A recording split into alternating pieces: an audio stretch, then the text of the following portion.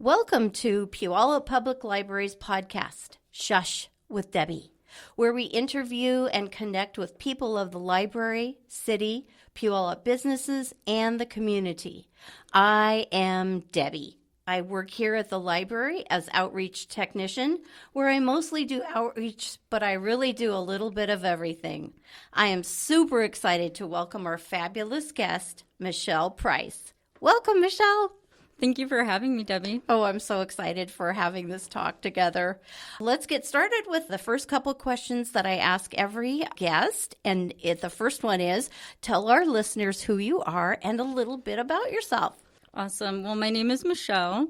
I work in our Puyallup Emergency Management Department. My position focuses on helping our at-risk individuals in our community who are most vulnerable during any emergency event. And I also do outreach with our resource partners in the city.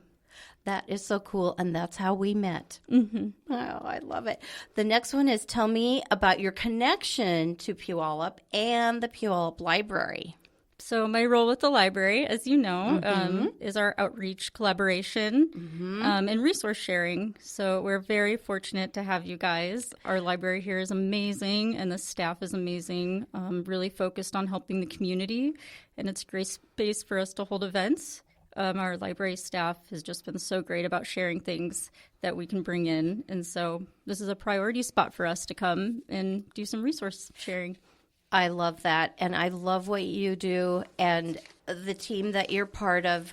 It's so important. And you guys have offered so many special programs here, and the collaboration between us has really been blossoming, which is so important. We can do so many things together. Yeah, I was amazed and appreciative of how great you guys were with the collaboration when we had any event. And at first when I started, I was a little stressed about where can we hold this? Yeah. And you all were just so welcoming and helpful and made it so easy. We've got the space. Well, I'm glad you feel that way. Yay. Okay, let's get to your questions about you. And the first one is, what is the most important lesson you've learned over your career? All right, so I feel like the defeat and setbacks I had, especially getting out of college and into early COVID, was such an amazing learning experience. And of course, not at the time. It was really tough. Yes. But I'm such a planner. I like to have everything planned out, be prepared. So when I graduated from my master's and I was coming up here, I had a bunch of things set up. Job opportunities set up. I got settled in to my home in Washington, and I started getting the calls of, sorry, we don't have funding, or we don't know what's going on, naturally. So trying to learn how to roll with that. And then on top of that, since everything was shut down, like, I can't make connections or meet people. And so everybody had their things during COVID, but that was really hard for me career-wise. And because of that, I had to start looking for job opportunities I never thought I would do, never had a big interest in. Yeah. And I found that every step of the way, a lot of really tough positions, but I learned so much, like so many things I would have never learned if this had not happened and if I hadn't been steered into these really crazy directions I never expected. So I actually found that job here at the city kind of through that route. It looked like a great opportunity. I would have never thought of applying for something like that in the past. And I feel so lucky to have gotten it because I got here and I was like, whoa, this is what I want to do. It's perfect for you. And this team here and everything about it had been such a rough journey. And getting here was such a breath of fresh air because I was like, wow, I feel like this is what I've been missing and working for, which again, I would have never found if I hadn't had those setbacks. Yeah. I love your perspective looking back. You're so young, and to have that perspective of seeing it as a positive, it's amazing, and it's really a breath of fresh air too. Oh, thank you. Yeah. Let's go on to, do you have any favorite stories from your work life? I love the work I do. It is unique. I love the office space, the chances I get with emergency management, everybody I work with, like I said. But it's really the outreach work that I think is so fulfilling. I was thinking the same word, fulfilling. It's so true. And sorry to interject this, but I can relate so much with the COVID times and doing outreach, because I've been limited for all the years since COVID with going inside the buildings. At first, I could only just drop things off at the doorway. Now I'm going in a little more here and there, but it still has been a journey of, how do we make this work? Absolutely. Right. It definitely affected everybody. And I have to remember, as hard as it felt, also my privilege in the situation to be like, I had a place to live. Like, yes. Career felt devastating because you worked towards it, but I still had a lot in that time. Yes, so true. Right. And me with my job, I still had it. Yeah, we were on furlough, but I still had my job. Yes, just so fortunate. So, okay, here we go again. Do you have any favorite stories from your work life? So I get to work with our community outreach officer, Chad Pearson. Yes. Which I won't get into the weeds, but we are very lucky to have him. Oh, we are. He was such a good mentor. And again, a job experience here of being thrown out in the deep end in a lot of places to come have somebody who was actually like, no, I'll take you around. Aww. And no problem. So most days we have some crazy stuff happen and things I won't share right now. But one of the things early on that sticks out when we were doing outreach is we're always trying to find new places. Like you said, places that hadn't been opened and slowly opening. So we have a place in the city that does kind of like a soup kitchen once a week for our unhoused individuals. I had never been there. Chad knew of this community group. And we just went over one Wednesday, didn't have anybody to contact beforehand. Right. Went over and we got there and we were met with this group of older women who were just so welcoming. Aww. Immediately, they're like, oh my gosh, we're so happy you're here. Aww. Like, come on in. And then they were like, oh, you guys want food? Have some soup and whatnot. And my initial reaction is, no, this is for others. Like, I'm not here to take. And they were just so insistent. They're like, no, stay here. Like, please be a part of the community. Yes. And we had such good conversations and got to see community members that we do outreach with.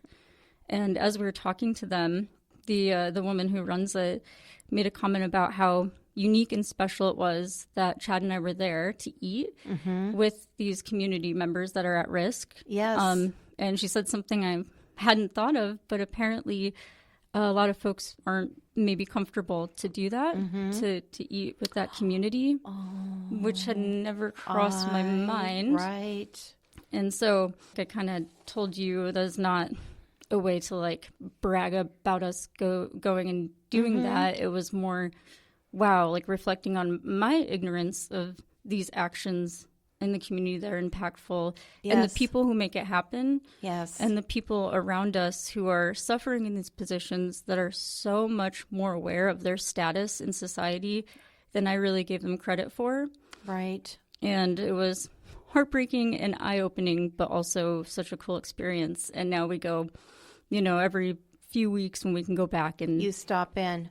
I love that. And you guys probably have built relationships, just by doing that. The story you just told made me think so many things. And one is just that you were there. You were being there. You were physically present and among the people that you were there to serve. And the eating part, there's something magical about that when we eat together with other people of the world, and that perspective that you learned by going to that, and it changes everything.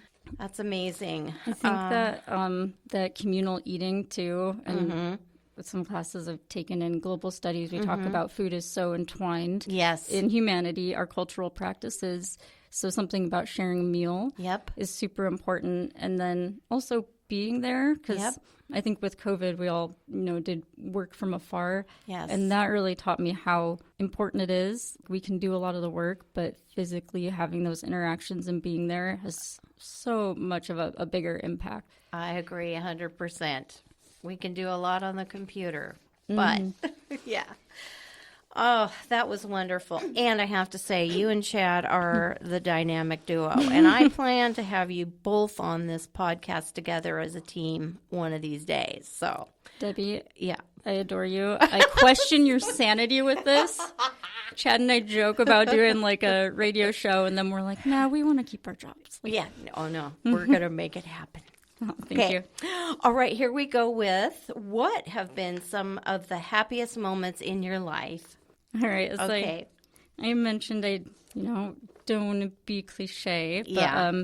I've been very fortunate to have the opportunity to do a lot of traveling. And that's mostly due to when I was younger, in my teens, my parents moved to India. And so I had the opportunity to live with them there. And they were there for about 10 years. Wow. So when I went into college, I would do half the year in the U.S. to go to school and then the rest in India. Oh, my So word. I did work there, and then from there I traveled a lot. And so the learning experiences from that alone are just so unique. And it's such a beautiful culture and very different. Yes. But it also shows you like how much we're all the same no matter where you're at in the world. I love that. And then I think, as I kind of mentioned, as silly as it seems, I am introverted. I kind of like to fly under the radar. And somewhere that's so big and complex, I felt that way. I felt like I could really be myself more than I ever have in the U.S. Which That's so cool. it sounds strange because obviously I stick out there in some ways, but I also didn't feel that as much as I do here. Wow, that's so interesting. Yeah, I don't know how to describe that, but it was so, I really, really missed that. And I had the opportunity to do very cool things like go on safari in Tanzania and Yes. snorkel in the Seychelles. And then the one that was amazing was got to do some horseback riding in the Himalayas in Kashmir my by word. Pakistan, where I don't think it's very safe anymore. So those I really treasure. And that's just the kind of fun stuff. And then, actually being in like Yeah. nonprofits in the city and whatnot. So my family has moved back, but I have connections there. So I hope to go back someday. Do you miss it? I miss it a lot. That was something I kind of had to come to terms with because I came back and then had that rough spell with COVID. Right. And just having a lot of depression and regret and having to learn like everything has its season. Yeah. And not try to live in your glory days, but like, okay, here's what's positive about now. But yes, I miss it more than anything. I would love to be back there. I actually had a job opportunity set up abroad was one of the things that kind of fell through with COVID. With the COVID. Oh. But yeah, no, it's been great to learn how to Yes. be domestic and again, another learning experience. Yes, So I so think I needed true. it. Yeah. Wonderful. What an amazing story. I want to hear more. Okay, let's move on. Can you tell me about a moment when a person's kindness made a difference in your life? I feel very fortunate to know and have met a lot of kind people, so many places. A few years back when I was in school, I did a program with the Indonesian embassy. Oh. And they have about 5 students from the U.S. Every year, go out there for about half a year and live and work and go to school. Yeah. So during that time, I worked at a nonprofit. It was a relief effort for children and families that had been through a devastating tsunami. Oh, my goodness. And it was run locally from the ground up, which I think is very important. But I had the opportunity to work there. I did some English teaching and also some working with our European donors. So Indonesia, for context, is a predominantly Islamic nation. So I was there during Ramadan. Yeah, during which everybody fasts during the day. Yes. So I go to school during the day. Yeah. Go to the nonprofit in the evening. And by that time, like the kids and adults and everybody have been fasting all day. And we're talking about like young children. And I will never forget the time that like probably mid-Ramadan, end of the day, young kids have been fasting all day, probably very hungry. And I got there and I hadn't eaten for a while. And one of the kids brings me like soup that their mom had made. And I was like, oh, that's so sweet. Like, I'll take this with me. 'Cause Yeah. I'm not going to eat in front of like a 7-year-old who hasn't had anything all day because that's stronger than I am. Yes. I don't think I could persevere that long without food. Right. And they were so insistent that I eat right then. They were like, no, you don't need to be hungry. Yeah. Like, we understand that's not your practice. Right. But I really didn't feel comfortable eating. And the kids were so insistent. They were like, no, please, like, eat. Yeah. We really, it makes us happy. Oh. And it was just a level of generosity to be like, not only at such a young age, to be able, to see like this difference, and also like, no, I mean, I'm starving, but I'll watch you eat, and that's fine. I'm just happy that, this is something I want to do. And whether by choice or not, when we're sacrificing something and we can watch somebody else indulge in that thing, I just think that's a really kind and beautiful personality to have. I felt that there a lot. And so that was just such a big moment of, wow, this kindness and generosity is just huge here. It's just beautiful. Let's move on to this one. Was there a teacher who had a particularly strong influence in your life? Tell us about them. I think that there's a lot of great people, and I've had a lot of great teachers. There was a professor I had that when I was going to get my master's, you have to get recommendations, and he wrote a recommendation for me. But before he sent it, he called and he was like, hey, I think you're suited for this program. But I know also, like, with the wanting to be abroad and stuff, like, are you doing this because this is right for you, or because you're scared to move on because you don't know what's next? Because I'm a planner, and I didn't have a lot as far as, like, personal life and family. Yeah, it seems like a simple question or maybe an obvious question, but it did give me pause. So I was like, yeah, you totally called me out. And I do want to do this, and I think for the right reasons, but that thought process really stuck with me. And I think now when I'm doing any big thing in my life, I really try to reflect of, okay, why am I doing this? What are my motives? And even if I do it, just recognizing, okay, what part is maybe fear or maybe not the best motive, and is that still a good choice? And so that professor has since passed, but I do think about that simple sentiment like a lot in life. And it was such a deep observation of you. And pretty brave that he would ask you that too, I think. Yeah, no, and I appreciate it so much. Exactly, because it stuck with you to this day. You still sort of use it as a tool. Yeah, absolutely. I think that's the thing with some of like simple questions or things like that are easy to disregard, but if you really try to listen, there can be a lot there. Listening. It's all about listening. All about listening everywhere, all the time. Aren't teachers the best? I agree. It's so tough. It's so easy to want to talk about ourselves, like what a natural thing. Right. And I have to work on my listening too. Oh, we all do. It's so true. Okay, this is what I'm just really excited about this question because it's amazing. Where did you grow up, Michelle?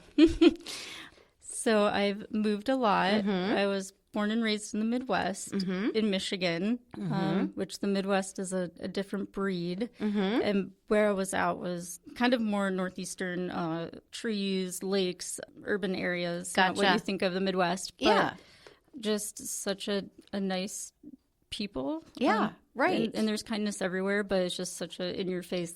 Everybody, if you say something, you mean it. My door is always open. So just a great area to grow up in. Yes. But I have family in the Southwest. So when I was going to school, it's like, okay, I'm ready for the sun. I'm ready for some family. So I looked out in the Southwest. And in the interim, my parents moved to India. Right. So then I spent a good part of my formative years overseas. And again, it's amazing. Back to I would have never thought my life would go in that direction or things would happen that way. So I had that opportunity to live in India and travel and then come back to the U.S. and go to school in the Southwest. Yes. Where'd you go to school?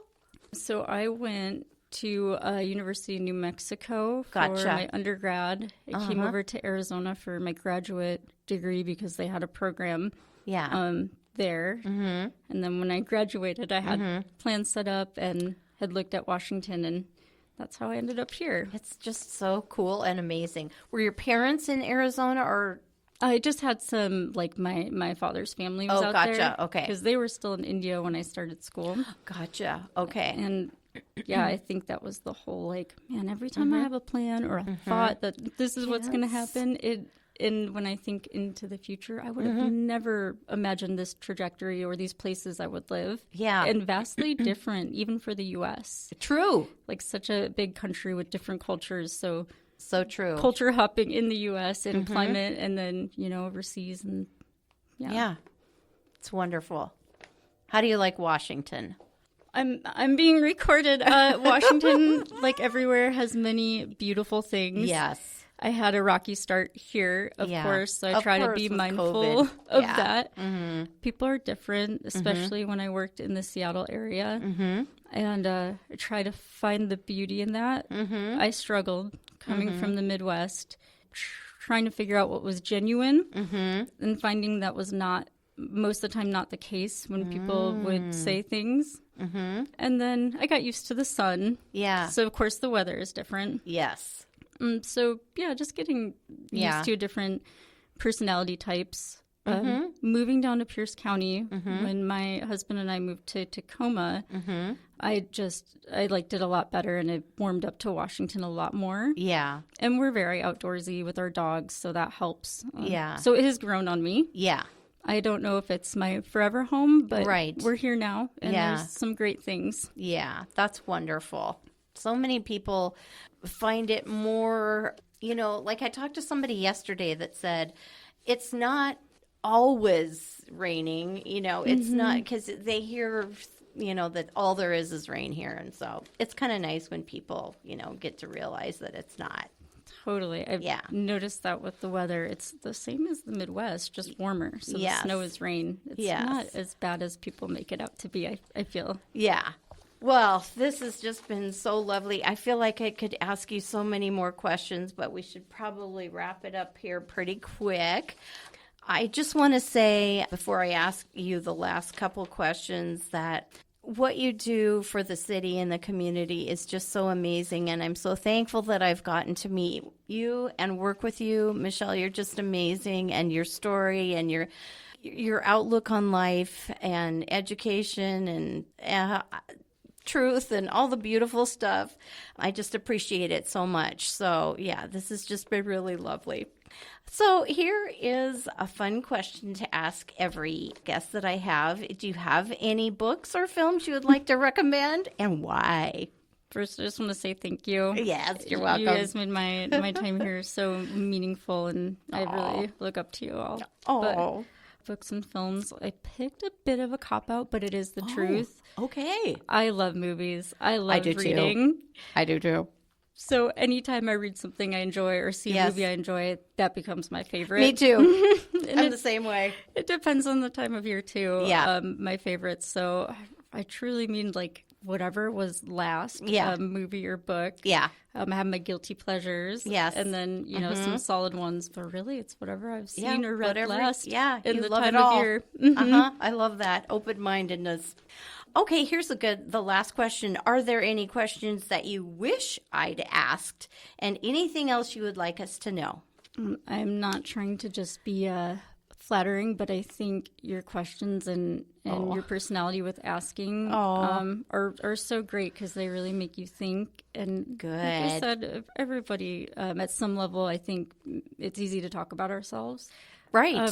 But these questions, it's nice because I feel like I do a lot of trying to pull stuff out of other people. So yeah, it was really, really fun. And no, this was amazing. And I appreciate you. And these were all so thoughtful. Oh, good. Michelle, I think it's always good to reflect on things.